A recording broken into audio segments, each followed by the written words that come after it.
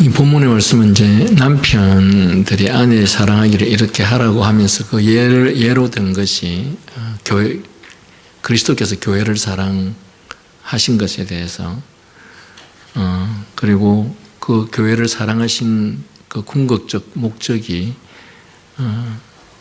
교회로 하여금 티나 흠이 없이 영원한 하나님의 나라 구속의 은혜를 입도록 하기 위한 것이었다. 이제 이렇게 말씀하고 있습니다. 오늘 제2장 도로도신경 제2장 8조 보면 이제 그리스도의 죽으심이 갖는 효력, 어떤 효력이냐 그렇게 말씀하는데 결국 그리스도의 죽음이 갖는 효력이라는 것이 우리로 하여금 의롭게 하여서 구원에 이르게 하시는 것이다 이렇게 말하지 않습니까? 그런데 여러분 오늘 이 내용에 계속 반복해서 등장하는 것 중에 하나가 이 세상에 있는 모든 사람이 아니라 그리스도께서 선택하신 또는 작정하신 사람에게만 이 은혜가 주어진다라는 말을 이제 계속 하는데, 다시 말하면 우리가 선택된 사람 아닙니까? 주 예수 그리스도로부터. 그래서 선택되어서 구원에 이르게 되는 이 놀라운 은혜를 입게 되었는데, 중요한 것은 우리가 이 선택되었다라고 하는 것에 대해서 얼마나 귀히 여기고 감사하게 생각하고 표현할 수 없는 기쁨과 감격이 우리에게 있는가. 제가 이제 이런 질문을 하나 해보고 싶습니다. 사실은 이 질문이 제일 걸맞는 질문이라고 생각되는데, 이 질문은 너무 많이 들어왔던 질문이라서 별로 와닿지 않을지 모르겠는데, 자, 첫 번째 질문.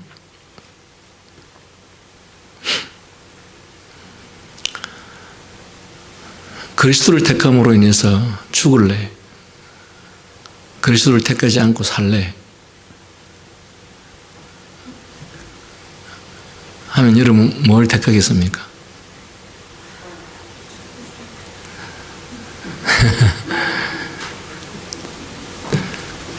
자, 1,000억 줄게 교회 안 다닐래? 1,000억 안 받고 교회 다닐래? 뭘 택하겠습니까? 1,000억인데 1,000억이라 그랬습니다.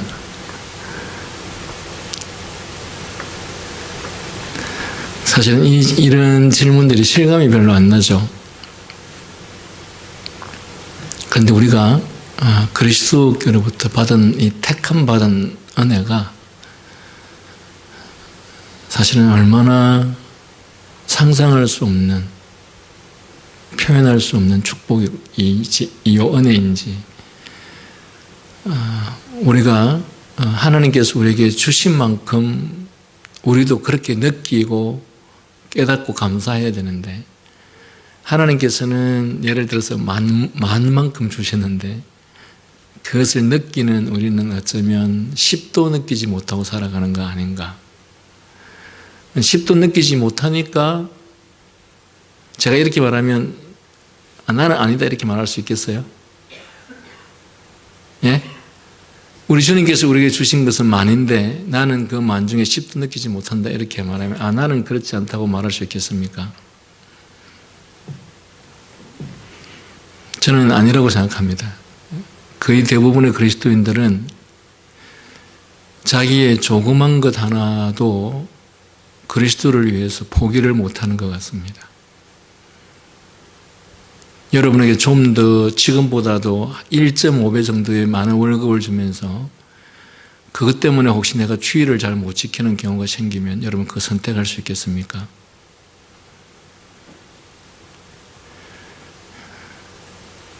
여러분이 가장 좋아하는 것, 가장 사랑하는 것을 주님의 말씀을 따르고 하나님을 예배하는 일을 위해서 끊으라고 하면 여러분 끊을 수 있겠습니까? 우리가 하나님을 위해서 얼마만큼 나를 포기할 수 있는지를 보면, 내가 좋아하는 것을 얼마나 끊을 수 있는지를 보면, 사실은 내가 하나님을 얼마나 사랑하며 내가 그분께로부터 받은 은혜를 얼마나 귀하게 여기는지 따로 물어봐서 대답 안 해도 다 알 수 있습니다. 야고보서에서 말하고 있는 것처럼 우리의 믿음에 대한 것은 입으로 하는 것이 아니고 행함으로 결국은 우리가 증명해내는 것이라고 말하고 있기 때문에, 여러분, 우리가 속해 있는 그곳에서의 우리의 위치와 역할 때문에 우리가 하나님께 마땅히 해야 할 일들을 포기할 수 없다면, 우리 주님께서 우리에게 주신 것이 만이라면 나는 어쩌면 그것에 대해서 10도 못 느끼고 있는 사람입니다. 왜? 그 정도도 포기할 수 없을 정도의, 그러니까 주님께서 우리를 위해서 주신 이 구원의 은혜라고 하는 것이 내가 그 정도도 포기할 수 없을 만큼의 것밖에 안 된다는 것을 본인 스스로의 행동과 선택을 통해서 우리는 다 보여주고 있기 때문에, 그런 사람에게 당신은 정말 주님을 사랑하십니까? 당신은 정말 구원받는 것을 확신할 수 있습니까? 당신은 주님을 위해서 기꺼이 그 모든 것들을 포기할 수 있습니까? 라는 이런 질문들이 사실은 아무런 의미가 없습니다. 왜냐하면 그가 지금까지 이미 한 행동을 통해서 그걸 다 보여줬기 때문에, 그런 사람들에게는 당신은 정말 하나님을 사랑하는지, 당신 구원받았는지, 당신은 거듭났는지 라는 질문을 굳이 할 필요가 없습니다. 이미 행동으로 다 보여줬기 때문에. 그러나 우리 주님의 은혜를, 그 구원의 은혜를 정말 깊이 인식하고 있고, 우리 주님께서 만을 주셨다면 내가 만만큼은 아니라도 5천이라도 그 은혜를 내가 깨닫고 있다면, 그 정도라면 우리가 주님을 위해서 포기를 못할 게 아무것도 없습니다. 그러니까 결국은 우리가 우리 스스로에 대해, 우리 자신에 대해서 얼마나 속고 있는지 모릅니다. 나는 이 정도의 신앙이 있다라고 나는 생각을 하는데, 실제의 나는, 내가 말하는 나하고 실제의 나는 전혀 다른 사람인 것이죠.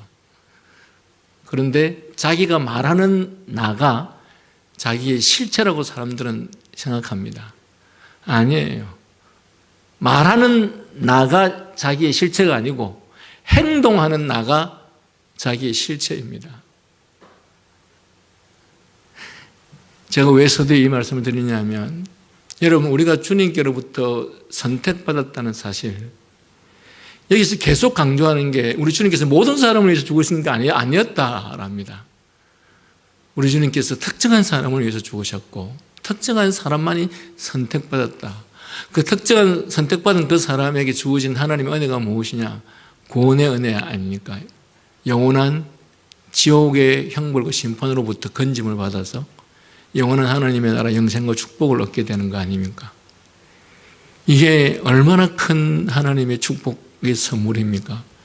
그런데 그 큰 축복의 선물을, 하나님께서 주신 그 축복의 선물의 참된 가치를 우리는 사실은 10도 못 느끼고 있기 때문에, 그래서 10 정도의 것도 포기할 수 없을 만큼 나의 신앙이 빈약한 것이죠. 그런데 말하는 나는 전혀 아닌 것처럼 그렇게 말하고 있다는 것입니다. 여러분, 자신의 행동 앞에서 자신의 말이 거짓말을 하고 있습니다.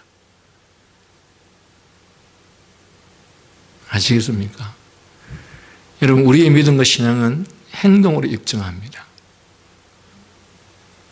자, 보십시오. 그리스도께서 죽으심은 성부 하나님의 최상의 자유로우신 경영이므로 생명을 주시고 구원하시는 하나님의 아들의 가장 값진 죽으심의 효력은 모든 사람에게 주어져야 됩니다라고 말하지 않고요, 모든 택자들에게 주어져야 합니다, 이렇게 말합니다.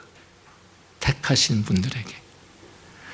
자, 그리고 모든 택자들에게만 오직 믿음으로 얻게 되어 하나님께서 택하신 사람들을 예수 그리스도로 말미암아 의롭게 하시는데 그 의롭게 하시는 과정 속에서 우리가 믿음으로 고백하는 그 믿음의 고백이라고 하는 과정을 통해서 우리로 하여금 의롭게 하신다는 거죠.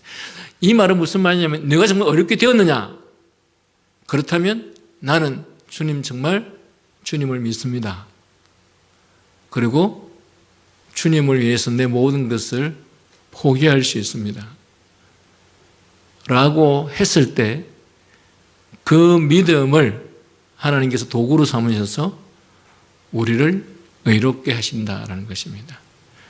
그러니까 의롭게 하시는 것이 우리 하나님께서는 우리를 그냥 의롭게 하시는 것만 끝나는 것이 아니고 그 의롭게 하시는 과정을 우리라는 사람의 믿음의 고백을 수단으로 해서 우리 하나님께서 우리를 의롭게 하십니다.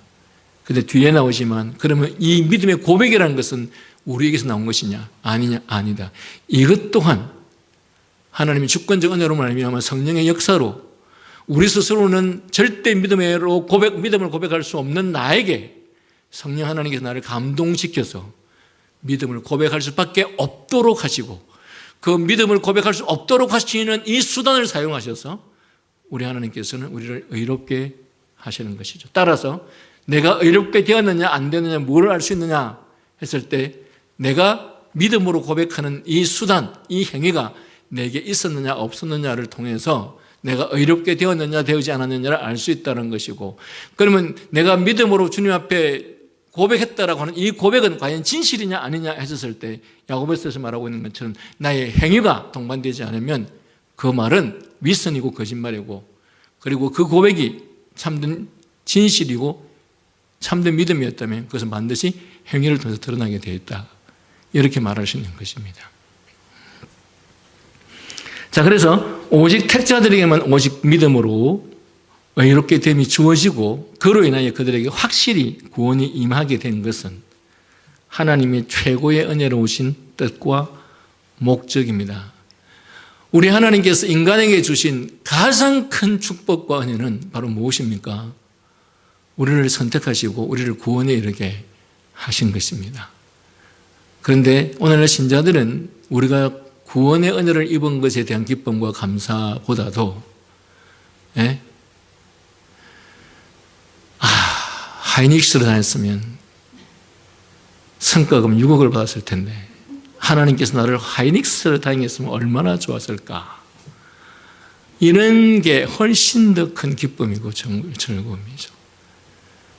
내가 진짜 어디에서 더 큰 즐거움과 기쁨이 있는지를 보면 내가 구원에 대한 믿음이 더 큰지, 좋은 기업에 들어가서 성과금을 만드는 것을 더 기뻐하는지를 알 수 있습니다. 그렇지 않겠습니까?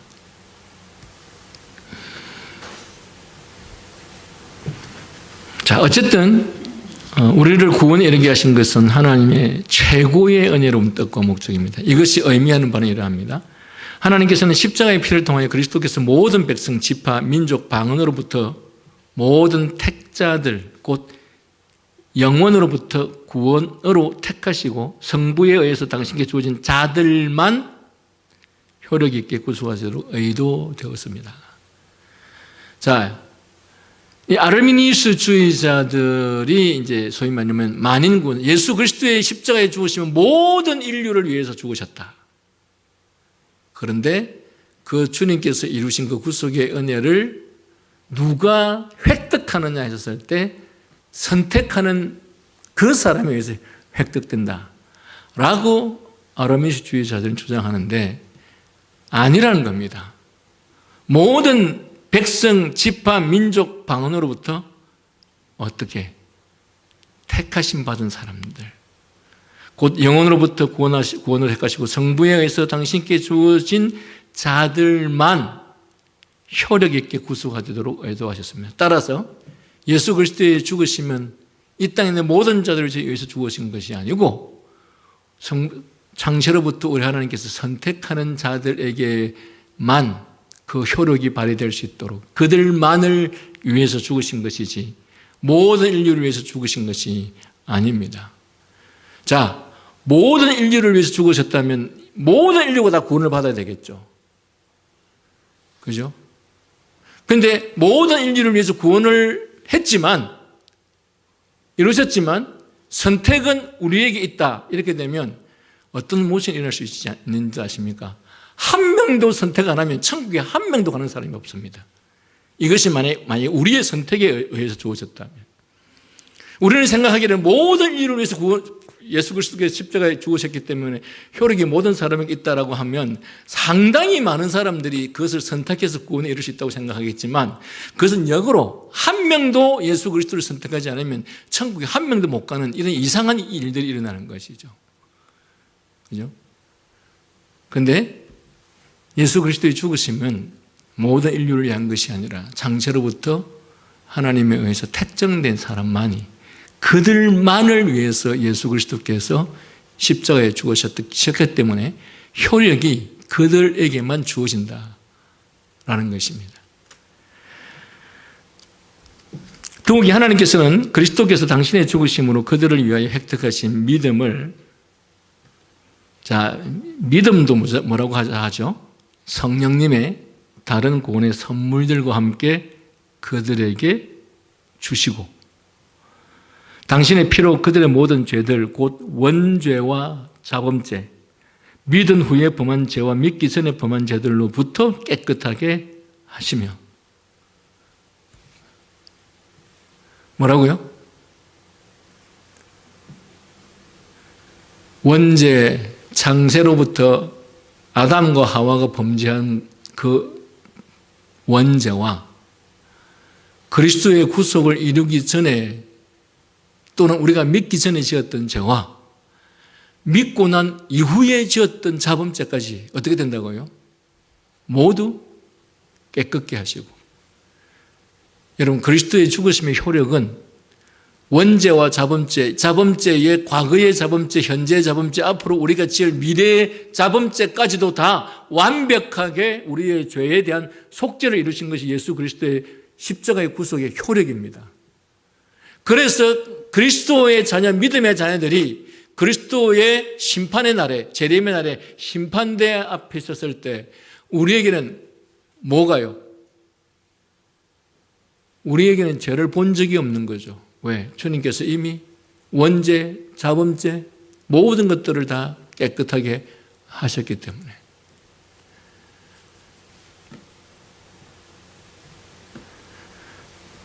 그것이 예수 그리스도의 은혜로 말미암아 구원받은 사람에게 이 말로 다 할 수 없는 특권입니다. 정말 말로 다 할 수 없는 특권. 그래서 어쩌면 우리가 믿음이 없어서 그런 것인지, 아니면 우리의 심령이 너무도 무뎌지고 부패해서 그런 것인지, 사실은 우리가 주님 앞에 나와서 예배를 드릴 때마다 그 우리 주님께서 이루신 구속의 은혜를 생각하면 그냥 너무 감사해서 눈물보다 더 감사의 표시를 할 수 있는 게 있겠습니까? 그런 은혜의 감사에 대한 눈물이 나올 수밖에 없겠고, 그리고 그 크시고 놀라우신 은혜를 베푸신 주님 앞에, 주님, 저의 모든 남아있는 인생을 당신의 뜻대로 살겠습니다. 당신의 영광을 위해서 살겠습니다.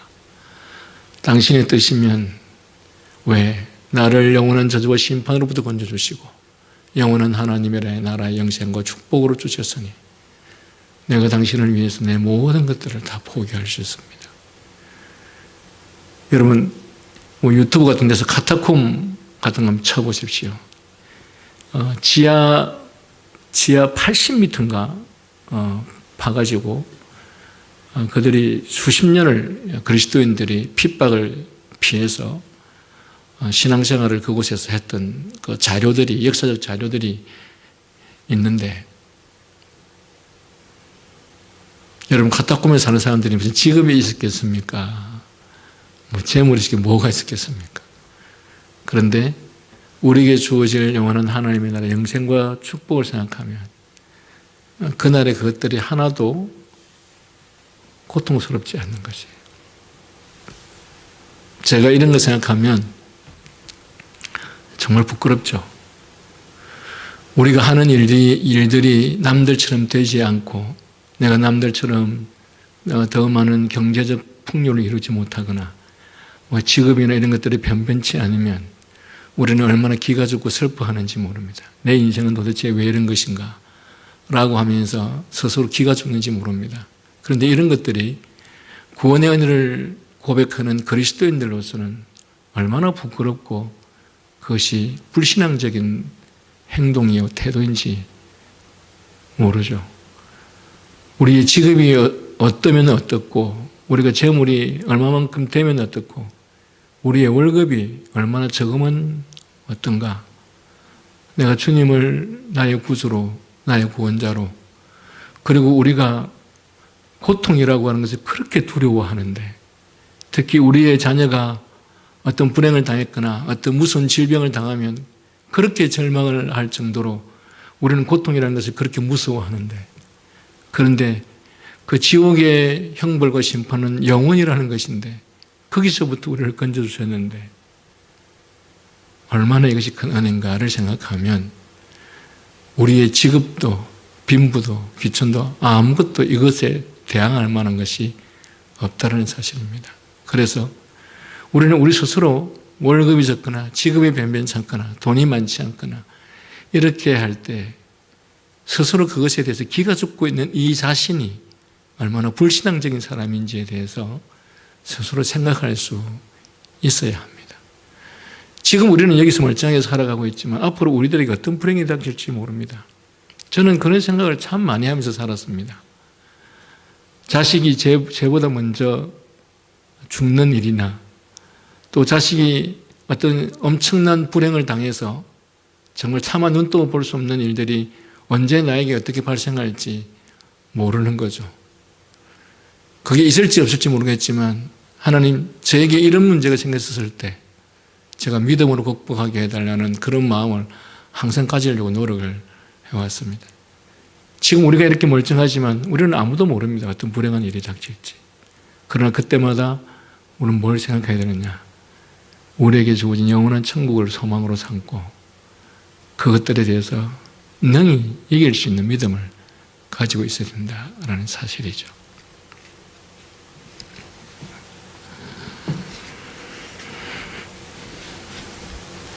그리고 마지막까지 밑에서 둘째 줄 신실하게 그들을 지키시어 마지막에 티나 주름 잡힌 것이 없이 영광스러운 가운데 그들을 당신 앞에 두시려고 의도하셨습니다.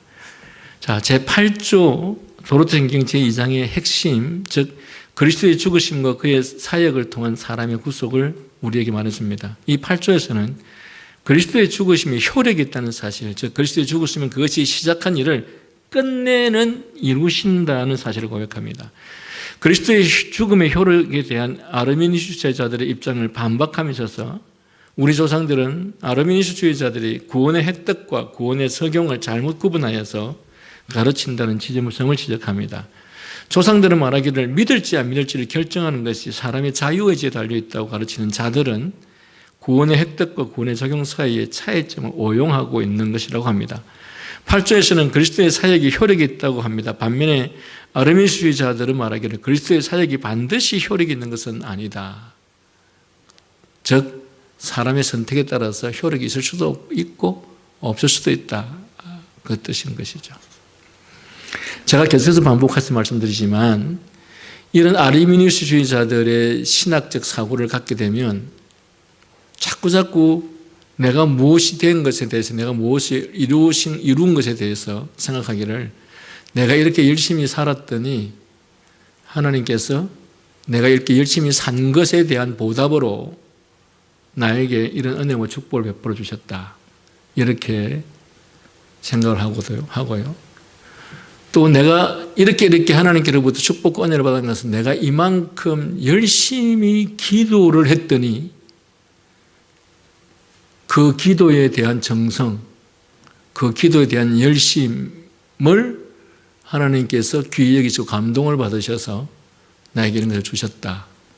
결국은 이 하나님으로부터 이런 축복을 받게 된 그 원인이 나의 열정적인 또는 열심히 했던 기도의 원인에 따라서 이런 결과를 얻었다. 이런 결론을 내리게 됩니다. 물론 하나님께서 사랑하시는 자에게 은혜를 베풀어 주시고 축복을 주시는 수단으로 기도를 사용하시는 것은 분명한 사실입니다. 그러나 열심히 기도했기 때문에, 열정적으로 기도했기 때문에 그것을 주시고, 그러면 반대로 열심히 기도하지 않고 열정적으로 기도하지 않은 사람에게는 주지 않는다는 것이 아니고, 단지 하나님께서는 그것을 수단으로 사용하실 뿐만 아니라 어쩌면 우리가 하나님에 대한 열심히 하는 기도하는 그 마음조차도, 그 열심조차도 하나님께서 주셨기 때문에 우리가 할 수 있는 것이었다라고 하는 것이 이 개혁주의적 입장이라는 것이다. 그러나 알미니안주의는 끊임없이 내가 했더니 하나님께서 이렇게 해주셨다. 결국은 그러면 이 결과의 원인은 다 내가 되어버린 것이죠. 그래서 심지어 그리스도의 구속의 효력을 얻는 것도 결국 내가 선택함으로. 제가 자주 반복해서 말씀드리지만 우리나라에 이 통용되고 있는 전도지 중에서 사형리라든지 전도폭발이라든지 다리예화라든지 이런 것들이 전부 다 이런 방식의 전도 내용, 전도지들입니다. 다시 말하면 얼마나 성경적이지 않는 전도지인지 모른다라는 거예요. 철저하게 사실은 인본주의적 관점에서 적용되는 전도지를 가지고, 그래서 그렇게 해서 전도지를 가지고 열심히 전도해가지고 상대방이 믿었다 그러면 뭐라고 합니까? 내가 이렇게 전도해서 이 사람을 믿게 했다. 이렇게 만들어버리는 것이죠. 믿음은 어느 날 성령 하나님께서 나에게, 나도 모르는 사이에 우리에게 오셔서 우리의 마음을 움직이심으로 내가 보니까 어느 날 내가 믿고 있더라. 이런 방식으로 오신다는 것입니다.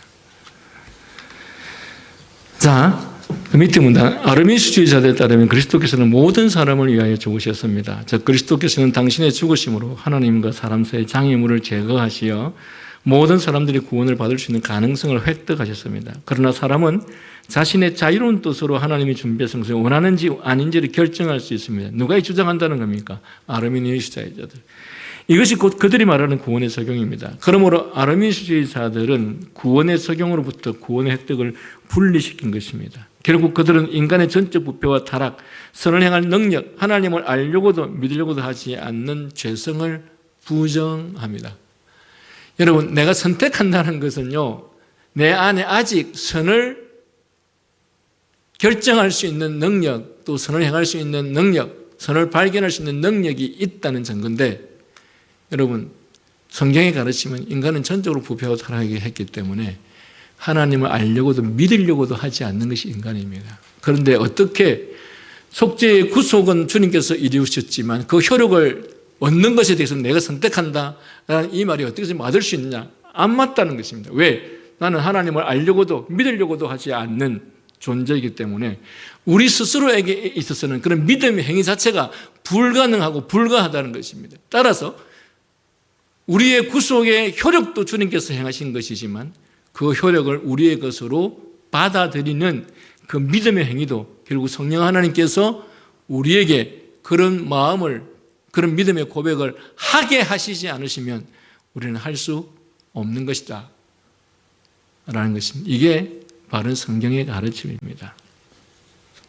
자, 1페이지 제일 밑에 사실 구원의 획득과 구원에서 적용은 구분될 필요가 없습니다.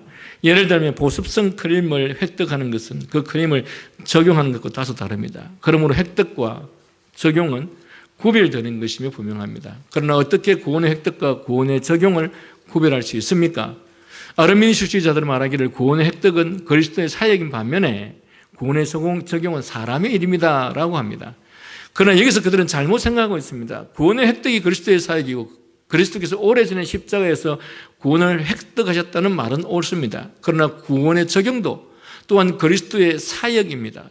그리스도께서 획득하신 구속을 사람에게 적용시키는 것도 사람 자신이 아닙니다. 구원을 획득하시고 그 구원을 죄인들에 적용시키는 것은 둘 다 누가 하시는 것입니까? 그리스도께서 하시는 것입니다. 그러나 아르미스주의자들이 두 개념을 구별하는 방식은 그리스도께서 모든 사람을 위해서 죽으셨다고 하면서도 하나님께서 준비하신 것을 원하는지 아닌지는 개개인에게 달려 있다는 것입니다. 개개인에게 단련이 있으면 우리에게는 뭐가 남아있다는 것입니까? 선을 행할 능력이 남아있다는 것입니다. 선을 행할 능력이 남아있기 때문에 선을 선택하는 능력도 남아있는 것이죠. 예. 우리는 전적으로 부패하고 타락하여서 선을 행할 능력도 선을 선택할 능력도 도무지 없습니다. 여러분, 제가 기가 따갑도록 여러분에게 주일 오전 말씀이나 오후 말씀을 통해서 계속해서 전해드리는데,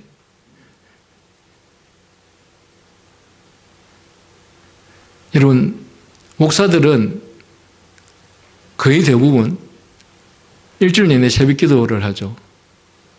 수요일 예배를 드리죠. 금요일 예배를 드리죠. 온갖 성경 공부를 하죠. 기도를 얼마나 많이 합니까? 그죠? 그런데 이 목사들이 선한 사람입니까? 예? 얼마나 많은 악을 행합니까?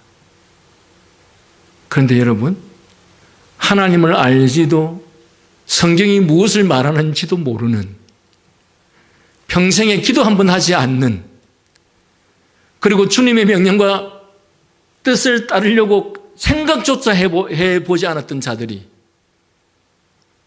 여러분, 목사보다 선한 삶을 살 수 있습니까? 목사보다 훌륭한 지도자가 될 수 있습니까? 목사보다 정의로운 사람이 될 수 있습니까? 여러분, 똑같은 인생에서 출발했었을 때 매일매일 하나님 앞에 범죄하지 않겠다고 기도하고 매일매일 하나님 앞에서 회개하고 매일매일 말씀을 접하는 사람도 이렇게 악하고 늘 죄를 범하고 악행을 저지르는데, 말씀의 영향이라고 하는 고는 단 한 번도 해본 적도 없고, 예배라고는 들어본 적도 없고, 말씀을 들어본 적도 없고, 말씀에 도전도 받지 않는, 그래서 그것 때문에 기도를 한번 해본 적도 없는 그런 자들이 우리보다 더 선한 삶을 살고 우리보다 더 선한 생각을 하고 우리보다 더 정의로운 생각을 한다? 여러분, 그게 가능하다고 생각하십니까? 그런데 우리는 뭐라고 합니까? 예? 하나님을 경외하지 않는, 하나님을 믿지도 않는, 불신하는, 오히려 기독교를 방해하거나 대적하는 자들이 그 사람은 너무 훌륭한 사람이야. 그 사람은 너무 정직한 사람이야. 그 사람은 죄를 안 지어. 제가 이런 말들을 교인들한테 듣는데요, 정말 억장이 무너지는 것 같아요. 와, 도대체 무엇을 배웠길래, 저 사람이 믿는 신앙과 믿음은 도대체 무엇이길래 어떻게 저런 이야기를 할 수 있는가? 평생을 하나님 말씀과 더불어 예배하는 삶을 사는 사람도 늘 거짓과 부정과 온갖 죄악과 범죄를 하면서 살아가고 있는데, 어떻게 그 하나님의 은혜를 도무지 입지 못할 뿐만 아니라 스스로도 무엇이 옳은지 그른지, 무엇이 참인지 아닌지 분별조차 하지 않는 자들이 그 사람은 정말 위대한 사람이야, 훌륭한 사람이야, 이게 논리적으로 성립이 된다고 생각하십니까?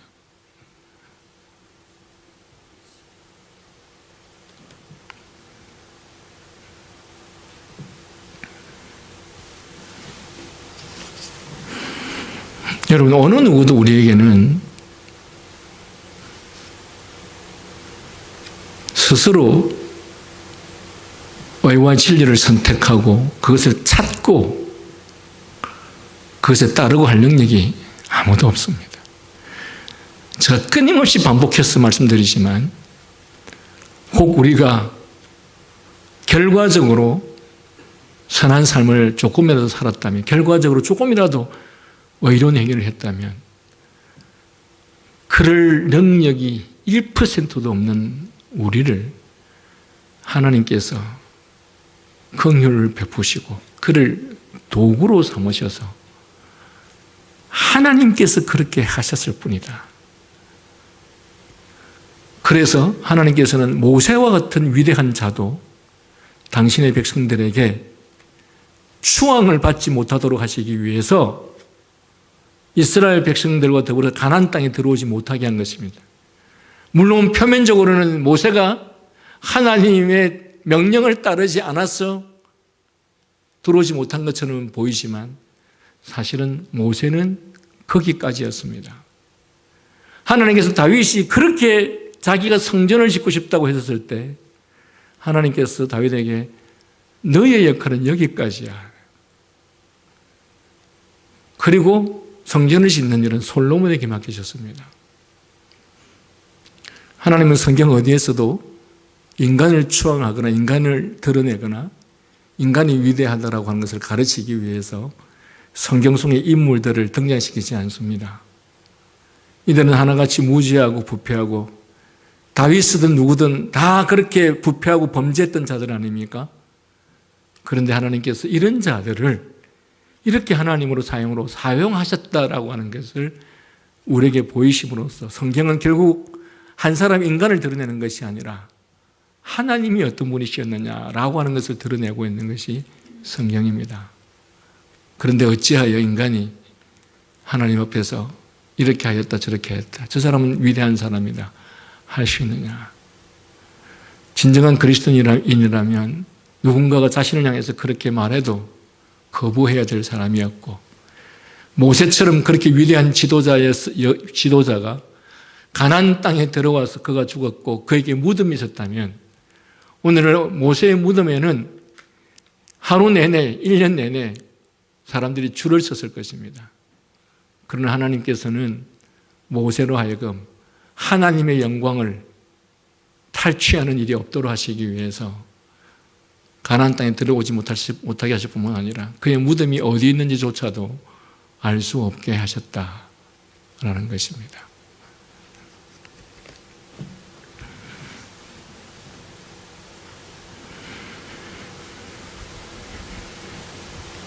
자, 아까 제가 말씀드렸던 내용 여기도 나오는데 한 8째 줄 되면 그러나 나오죠. 그러나 아르미스주자들이 두 개념을 구별하는 방식은 그리스도께서 모든 사람을 위하여 죽으셨다고 하면서도 하나님께서 준비하신 것을 원하는지 아닌지는 개개인에 달렸다 있다는 것입니다. 그러므로 이런 경우는 하나님께서 예비하신 천국이 마지막 날 텅 비어있는 일도 이론적으로 가능해집니다. 인간이 선택했다면. 왜? 한 명도 선택하지 않을 수 있기 때문에. 즉 그리스도께서 모든 사람들을 위하여 구원을 획득했을지라도 아무도 그 구원을 적용시키지 않을 수 있다는 말입니다. 개혁주의 입장. 우리 조상들은 성경에 비춰볼 때 아르미스주의자들의 입장이 잘못되었다는 것을 알았습니다. 사람의 구원은 사람의 자유의지에 달린 것이 아닙니다. 성경에서는 그리스도께서 위하여 구원을 획득하신 모든 사람들은 또한 구원을 받을 것이라고 말합니다. 어떤 사람요? 그리스도께서 위하여 구원을 획득하신 모든 사람. 그래서 조상들은 다음과 같은 성경 본문의 권위로 이 교리를 말합니다. 로마서 8장 29, 30절 하나님이 미리 아신 자들로 또한 그 아들의 형상을 본받게 하기 위해 미리 정하셨으니 이는 그로 많은 형제 중에서 맏아들이 되게 하려 하심이니라. 또 미리 정하신 그들을 하나님께서 미리 선택하신 그들을 때를 따라서 뭐하시고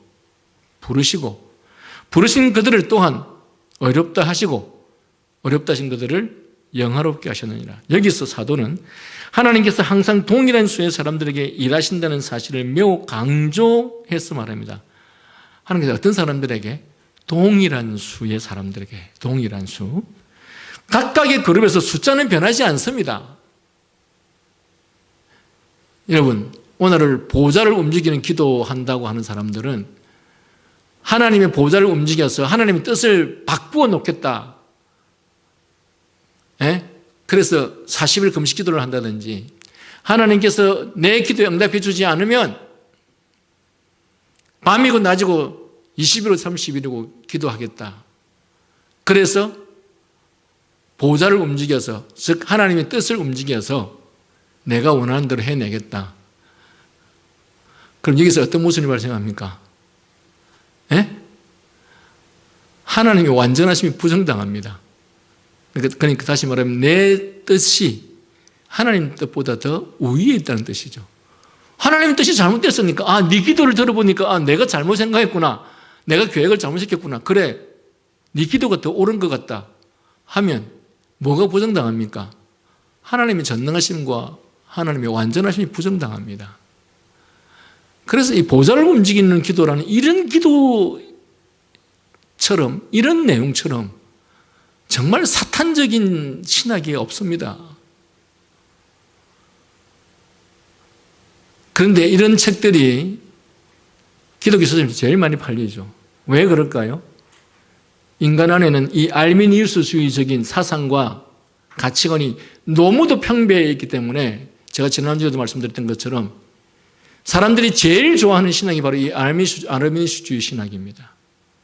왜? 거기에는 인간의 노력과 인간의 공로가 항상 어떤 것을 결정하는 신학이 바로 이 아르미니우스주의 신학이기 때문에 이게 인간의 부패한 본성과 가장 잘 어울리는 신학이 이 신학이기 때문에 그런 것입니다.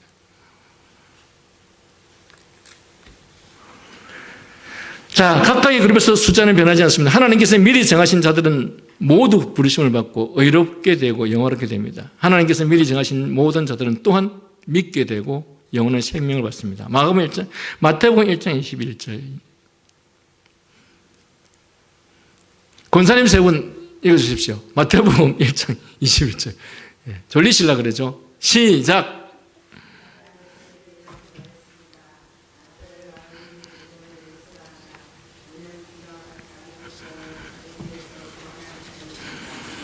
자, 그러면 천사는 예수님께서 구원하실 자들이 누구라고 했습니까?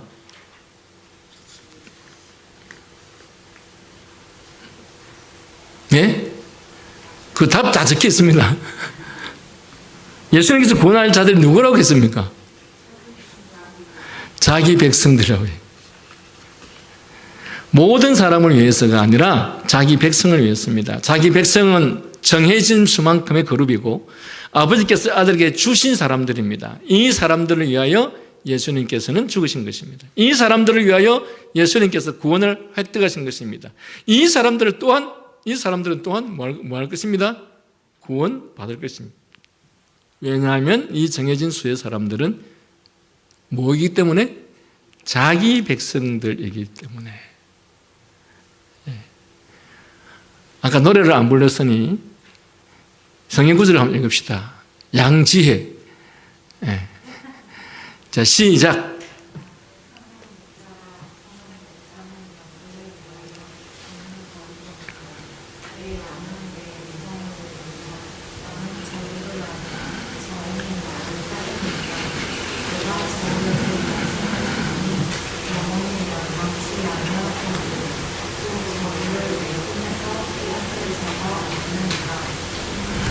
우리가 하나님께서 우리 자신을 날마다 지키시고 보호해 주시겠다고 믿고 있었는데 하나님께서 우리가 예를 들어 어떤 전쟁터라든지 어떤 곳에서 불의하게 죽었다고 생각하십시다. 그건 하나님께서 우리와 함께 하시지 않는 것입니까? 그럼 아니라고 좋다. 아니라고 했다. 그럼 답이 뭡니까? 죽었다. 하나님께서 함께 하신다고 했는데 죽었다. 답이 뭡니까? 여기서 우리가 생각해야죠. 그리스도인의 죽음은 뭡니까? 그리스도인의 죽음은 뭡니까?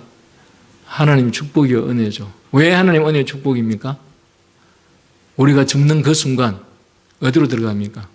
영원한 천국으로. 그러면 그럼 이 땅의 삶은 그러면 뭡니까? 성경 우리들이 가르치기를 이 땅은 수고와 슬픔뿐만 아니라 이 땅에서는 끊임없이 우리는 범죄할 수밖에 없고 그리고 끊임없이 죄 가운데에서 노출되어 있고 그리고 이 땅에서의 삶은 참된 안식과 영원한 기쁨이 없는 곳인데 거기로부터 우리를 구출해 주었기 때문에 그것은 하나님의 은혜의 축복이라는 것이죠. 그래서 우리는 이 땅에서 열심히 하나님을 신뢰하고 살다가 죽음을 당했다든지 이랬었을 때 우리의 죽음은 하나님께로부터 보호받지 못한 것이 아니고 오히려 하나님께서 은혜를 베풀어 주신 것입니다. 그렇다면 여러분, 불의한 자가, 악행을 행하는 자가 이 땅에서 고통을 당하지 않고 압제를 당하지 않고 처절한 아픔을 겪지 않고 그냥 너무도 쉽게 죽어버렸다. 그러면 그가 심판을 받지 않은 것인가? 저주를 받지 않은 것인가? 징벌을 받지 않은 것인가? 아니죠.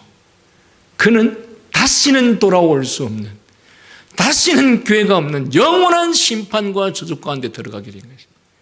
여러분, 세상에 이보다 더 큰 무서운 심판과 저주와 징벌이 있습니까?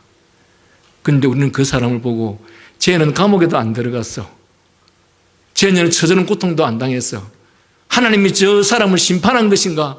어떻게 하나님께서 저 사람을 저렇게 심판을 당하지 않고 저렇게 쉽게 죽게 할 수 있는가? 여러분, 쉽게 죽은 것이 아닙니다. 그야말로 영원한 저주, 영원한 심판을 그가 받게 된 것이죠. 그래서 집사님, 권사님들, 그리스도인은요, 성경에 대한 올바른 지식이 있어야 됩니다.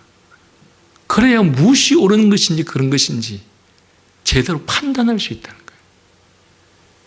맨날 주여 삼창하고 복 달라고 하고 그게 무슨 하나님의 복이고, 그래서 무슨 복권이나 걸리고 와, 하나님께서 어떻게 나에게 이렇게 복을 줄 수 있는가? 그렇게 잘못된 신학을 가지고 신앙생활 하시면 안 된다, 그 뜻입니다.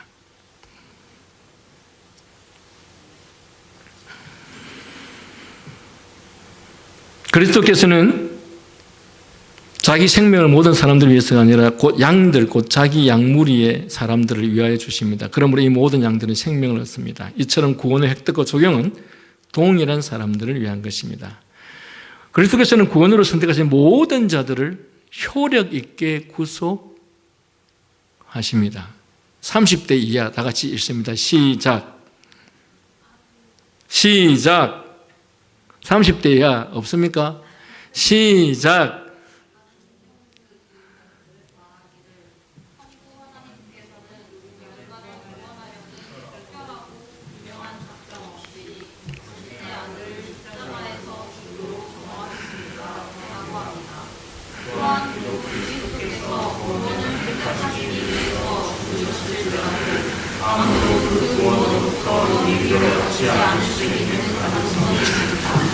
심지어 그리스도께서 획득하신 구속이 실제로 결코 어떤 사람에게도 적용되지 않는다고 할지라도 그리스도께서 당신의 죽으심으로 획득하신 구속은 필수적이고 유일하고 귀중하고 모든 면에 있어서 완전합니다.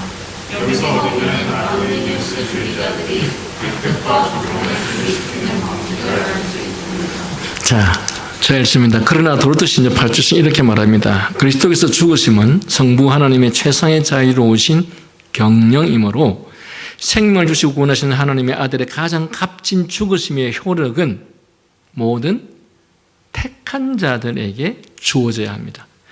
그리스도께서 죽으심의 효력은 모든 택자들에게 적용됩니다. 모든 택자들에게 오직 믿음으로 의롭게 됨이 주어지고 그로 인하여 그들에게 확실히 구원이 임하게 된 것은 하나님의 최고의 은혜로우신 뜻과 목적입니다. 그리스도께서는 구원으로 선택한 모든 자들을 효력 있게 구속하십니다. 그리스도의 죽으심은 이루어지리라고 한 것을 이루었습니다.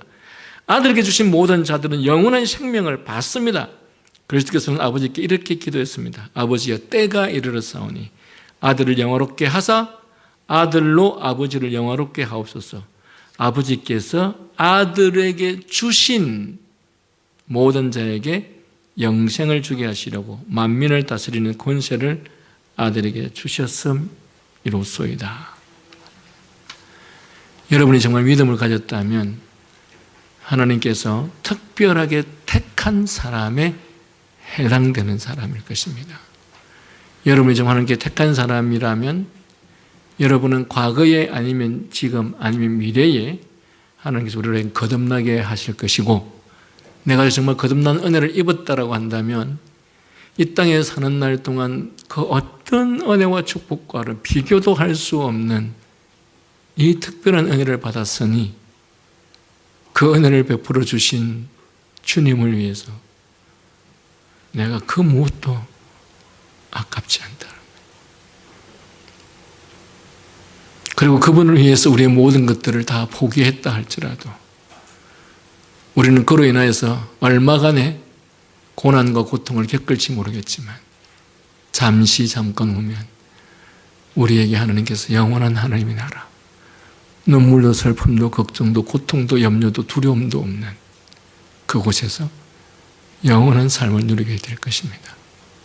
우리가 아직 천국을 경험해 보지 않았기 때문에 이렇게 좋은 집에서 이렇게 사랑하는 자식들과 이 기쁨과 즐거움을 누리는 이만큼의 기쁨과 즐거움이 혹시 있을까? 우리는 경험해 보지 않아서 모르겠지만 여러분, 하나님으로부터 그 범죄로 말미암은 저주와 심판을 받았음에도 불구하고 이 정도의 기쁨과 행복이 있다면 그 어떤 저주와 심판도 아무것도 없는 완전한 하나님의 나라, 영원한 천국은 과연 어떨까? 제가 살아보니까 자식들 때문에 누리는 행복과 기쁨은 슬픔과 고통이 한 열이면 즐거움과 기쁨은 1, 2밖에 안 되는 것 같아요. 어쩌다가 즐겁고 어쩌다가 기쁘고, 그런데 그 어쩌다가 즐겁고 기쁜 그것 때문에 8번, 9번 힘든 거 참고 견디는 것이, 그래서 그 어쩌다가 얻는 그 기쁨, 즐거움이 그 힘들었던 8번, 9번을 상쇄하게 되는, 그만큼 즐거움과 기쁨이 우리에게 큰 은혜를 베풀어 큰 기쁨을 주는데, 여러분, 그러한 것이 전혀 없는 하나님의 나라라면 어떤 것일까? 여러분, 천국을 소망하고 기대하시기를 바랍니다. 기도하겠습니다.